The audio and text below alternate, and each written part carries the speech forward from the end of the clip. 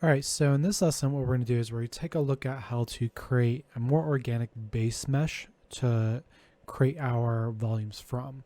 And one of the best ways to do this is through metaballs. And essentially what metaballs are a very fluid way to kind of combine geometry.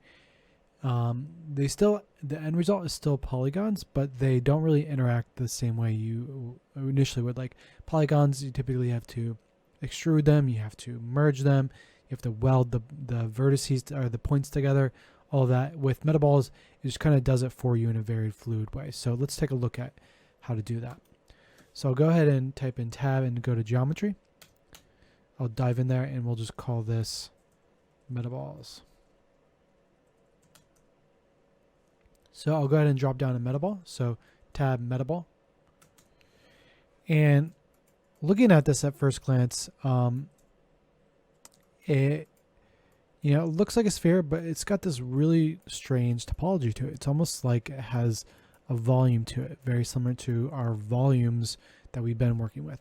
It's not volumes. That's not how this works. But how this does work is if we copy and paste this, and then we merge these together, we'll start to get a better idea of how this stuff works. And what I'll do is I'll take this metaball and I'll move this over. So I'll middle click. I'll move this over like that. And you can see how this is working. It's very much like a fluid, almost like a liquid. They just kind of combine together in a very fluid way. And how this comes into play with when we're sculpting clouds or any kind of volumetrics is we can end up doing a very organic base mesh. So to kind of put this in practice a little bit, if I just do like a grid, for example, and I do a scatter on that, what I can do is I can do a copy to points, and we can do our metaball in here and our scatter over here.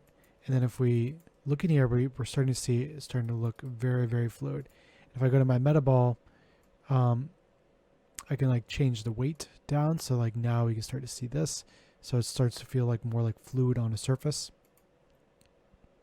If we change our relax iterations all the way down, we can get something a little bit more organic. So we can play with our weight again, all of that. We can play with an attribute p-scale. So p-scale is going to work on our scatter points. So if we drop down a point, if you want to know more about scattering and all this kind of stuff, we did a randomization and scattering title. Check that out. I go into the point stop in depth on this. So I'm not going to go too in depth with that now. I'm just going to kind of give you the settings that we need to work with this stuff. So I'll change my attribute from position over to p-scale. And you notice that it completely goes blank. If we enable and disable this now, that's because our p-scale attribute, if we come up here, is set to 0. It's set to 0 by default. If I change this to 1 instead of being self, so self again means equal itself. It currently doesn't have a value because we haven't given it one, so it's going to default to 1. But if we change this to 1, we'll see that we get some results. But what we want to do is use a preset called random right here. And what that's going to do is make those shapes a lot more organic, because now we don't have essentially all this kind of stuff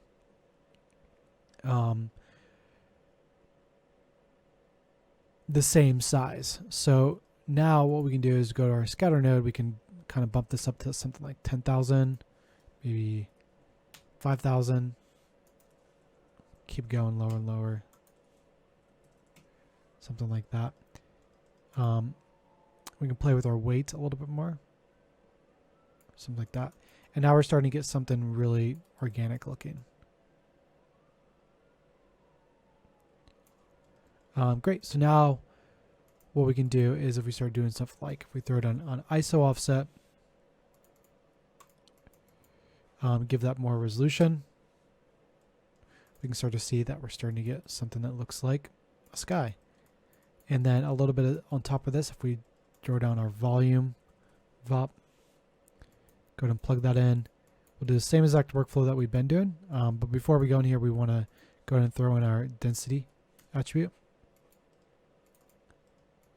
And then from here, what we can do is go with that AA noise, and we'll do position into position. Then we'll just multiply that over. So we're multiplying density into AA noise. Plug that in. And then, of course, we'll go up on our amplitude. So now we're starting to see that some of that noise shine through. And then we can go up on a frequency, which will change that up a little bit like that.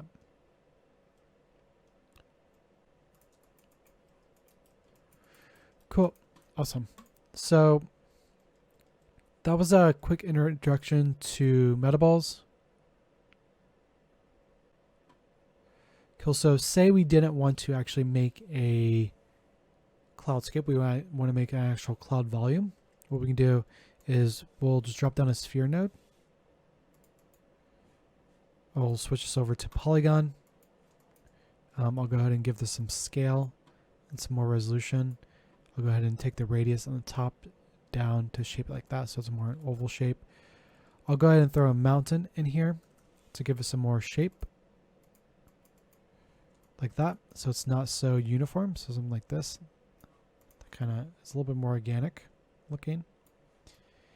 And then what we can do from here is throw it on another ISO offset. But what we're going to do with this ISO offset is use this as a way to boost up this resolution. Use this as a way to scatter points into. So instead of scattering on top of a surface, what we can do is scatter inside of that polygon, of that ISO offset. So I'll go ahead and tone this way back to something like 250. And then what I can do with this is do a copy to points. And we can take that same metaball, plug it in the first input. And then in the second input, what we can do is plug that into scatter. And now we can see we're starting to get a very organic looking clump.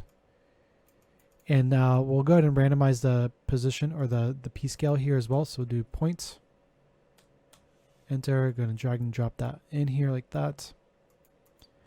And then we'll do P scale. And then we'll do random preset. And now we see it starts to feel a bit more organic. If we want to add on top of the scale, we can do like plus 0.5 so that all the values don't actually get that small. So they don't, something like that. We can come up here and change with the amount that we're scattering.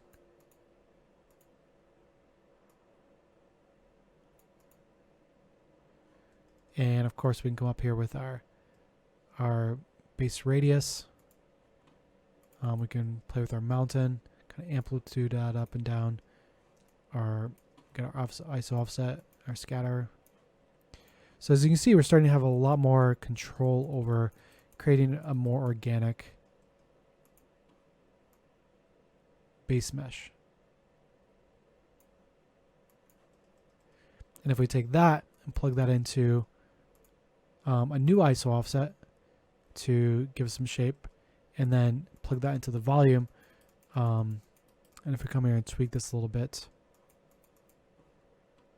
so just toning down that frequency like that. And then what we can do, I'm going to just go ahead and turn off the background again. So I'll go to my display options down here, go to background, turn that to dark so we can see a little bit better. And I'm just going to go and turn off my grid as well. Cool. So we're really starting to get in some shaping right now. Great. So in the next lesson, what we'll do is we'll start looking at some more methods of creating our volumes.